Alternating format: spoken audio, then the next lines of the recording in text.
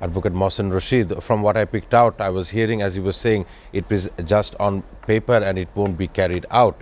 But from what I know this time around, when this verdict was delivered, some Indian media had said that this was politically motivated. But the evidence at large shows us that, in fact, the ousted Prime Minister was complicit in ordering her party members to carry out such an attack on the people, on the general people. The order was to use lethal weapons against those who had no kind of weapons. There were, as a democracy states that people have the right to protest. It is a right for a democratically elected governance and government. My question goes to Dr. Saber Ahmed Chaudhary.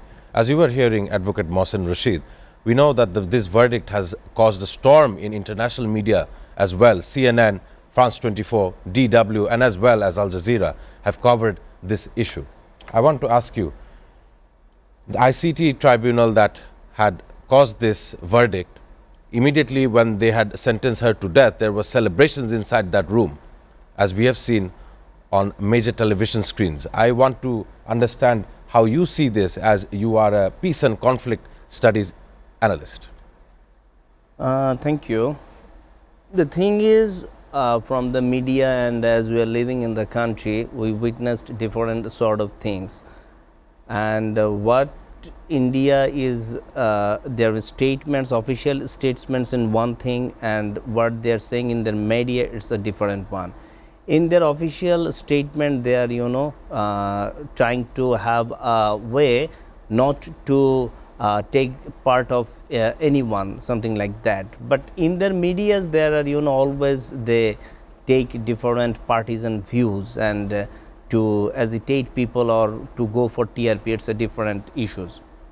But the thing is, always when you have some sort of this kind of court like ICT, it's controversial in many ways. When in the previous regime it was functioning, there were controversy from the oppositions as well, and we understand clearly and we know what happened that time.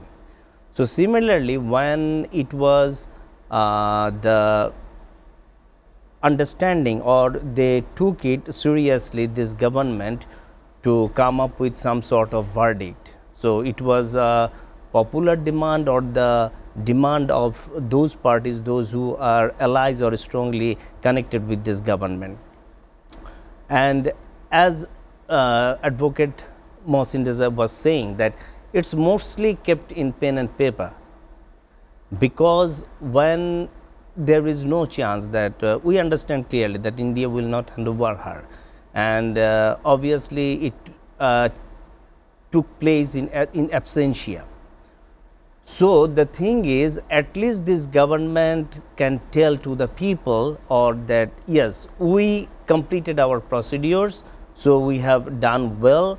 And when they are trying to find out or point out their successes, maybe they will mention something like that. But the thing is, in these courts always there is a controversy. The people, those who are running the ICTs, they have their points. The people, those who are allies of the previous government, they have their points. So they are trying to say there are some inflicted people, these and that. But my question is, when some government is in power, it's also the duty to give security to the general people.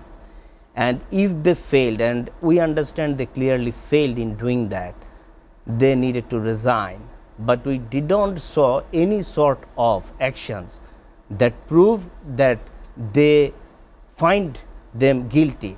And it's totally opposite, to what we found the practice of democracy in Western countries, and Correct. It matters. We saw, different silly issues, maybe in our context, social context, but they resigned from their post. In the case of Japan, in the case of some Western countries, it happened. But in our political culture, when someone is in power, they thought that this place is permanent. And we saw Correct. these things in the last 16 years.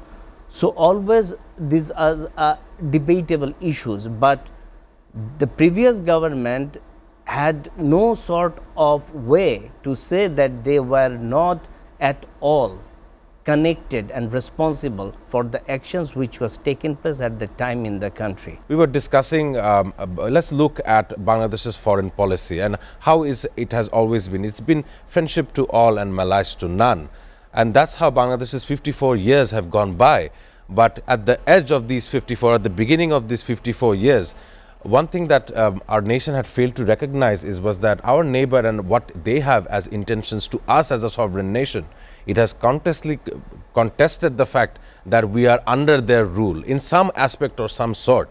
Today, it is unfortunate that I must say that our foreign policy, friendship to all, malice to none, it is on the Indian side, friendship to all and malice to only one, and that one being Bangladesh.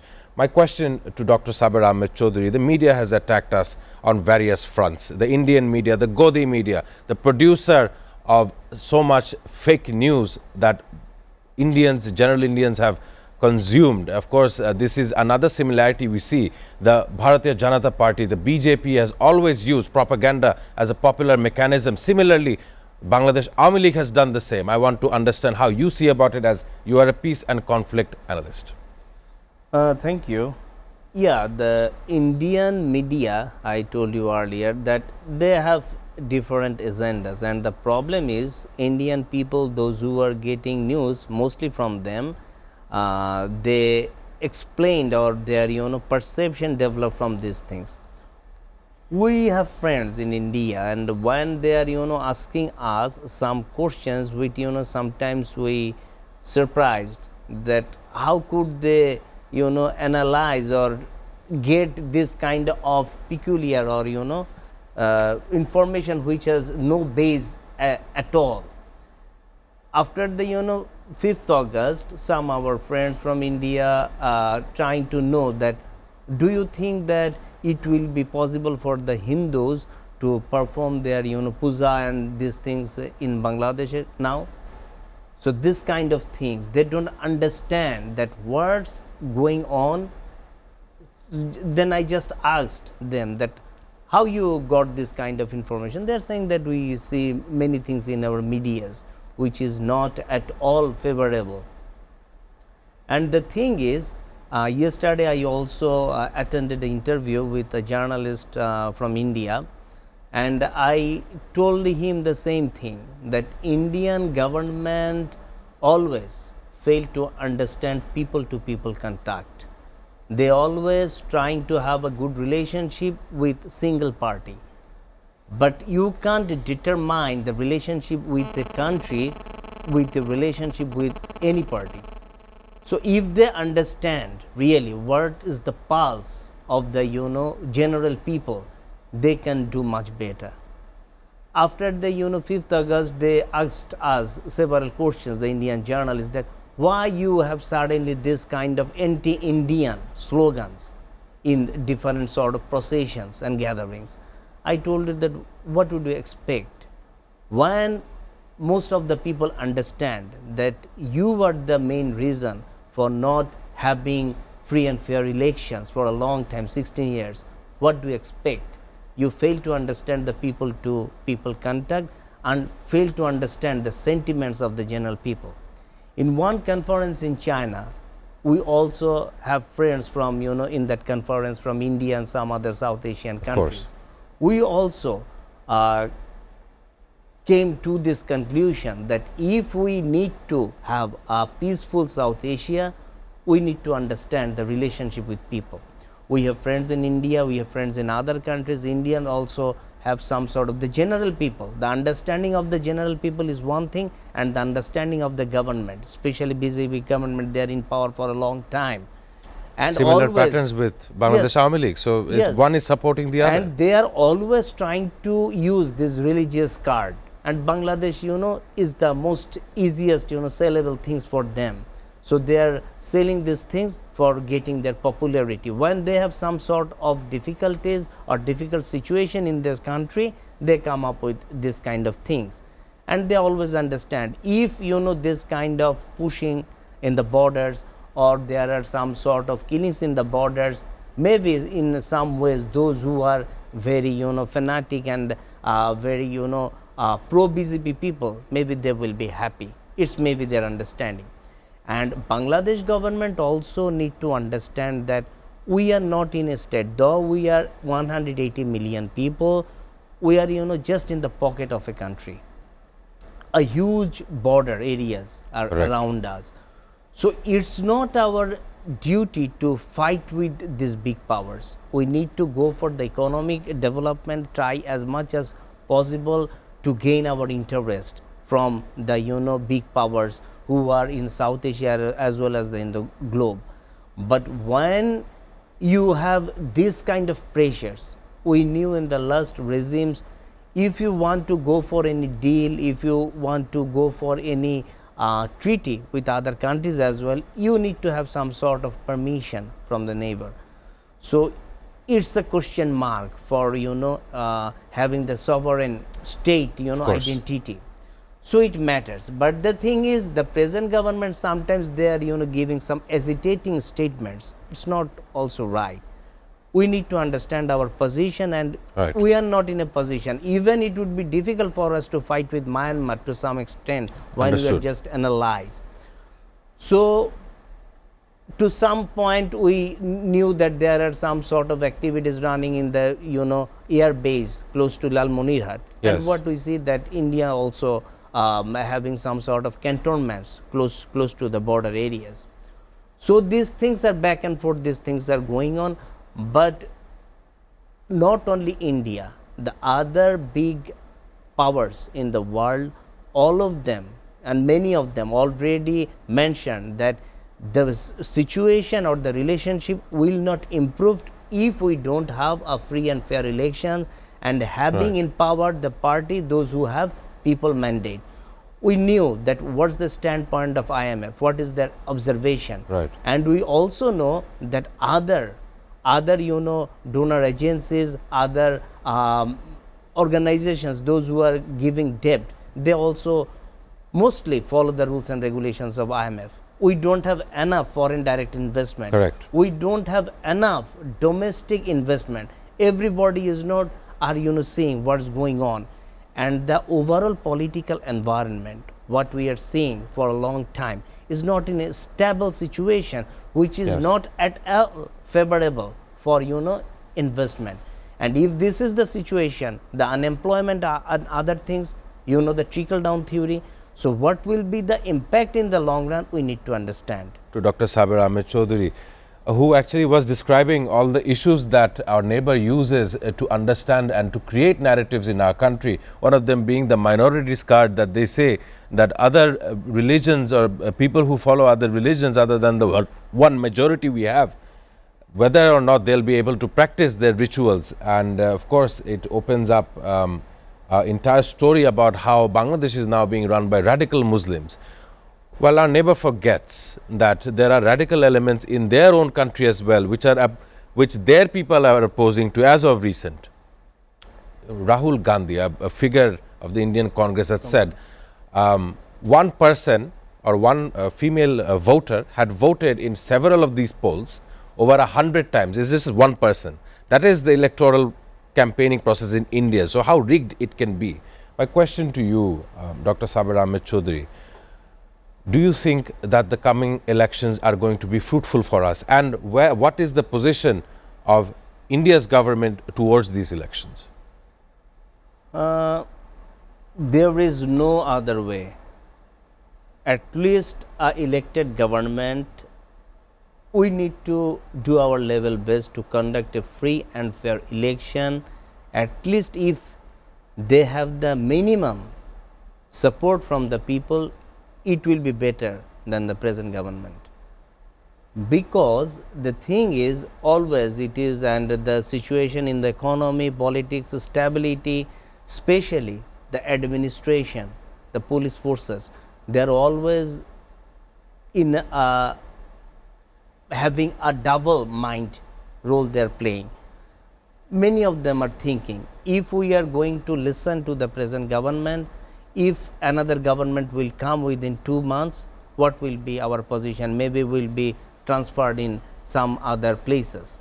So there, some sort of having a not clear stand that what the thing they will do.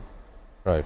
And in the other way, the situation what is prevailing at this moment, still you are seeing different sort of things like mob violences. So this present government, they totally failed to give a message to the people that we are in power and justice is in process. We have rule of law. If it is not the case, if people don't understand that if I do anything I will be punished, it would be very difficult to conduct election. And the present government failed. Still, you know, there are different cases here and there in the country of mob violences. Everything is not in order, indiscipline everywhere. So it matters. We have a stable combination, whether in, you know, in any other form, whether it's the caretaker government or in any other form, just to accept people, you know, 180 million people and a huge number of voters. If you are going to conduct an election in a highly populated country like this, it would be very difficult. The infrastructure is invisible. Yes, we don't see it. You can't send military or army everywhere. There are, you know, chore areas, there are, you know, some areas, remote areas, where it's very much difficult to conduct, you know, elections, riggings, you know, vote center, people are, you know, having control with them. There are many sort of incidents. We witnessed these things in our previous elections. So if this is the case, it would be very difficult for them. And definitely not only for India, for other countries, we need an election, but the free and fair manner. And there is another question, the inclusion of other parties. There is a demand from other Western countries that it should be inclusive. Maybe you are giving verdict to this and that, but you need to understand as well, they have still 25 to 30% voters. Bank. Yes, vote banks. Still in the country. So if you ignore their pulse, it's not the voice of democracy. You can say many things. So 25 to 30% voters, it means more than 5 crore people. Agree. So how could you measure their, you know, understanding or their pulse? You can't ignore in democracy. Correct. Maybe in a refined form or any other form, but inclusion is necessary. And if it will not be the case, if any government will form within 2 or 3 months, it will also difficult for them to be in power for more than 2 years, because hesitations everywhere, they will trying their level best to destabilize the government. So there are many other issues. Of course. So we need this kind of situations when people understand this. Yes, government has the guts to conduct election properly, law and order will be maintained, and administration and police force, they are having the guts to apply rules for everyone and giving punishment those who are, you know, taking or, you know, conducting offenses.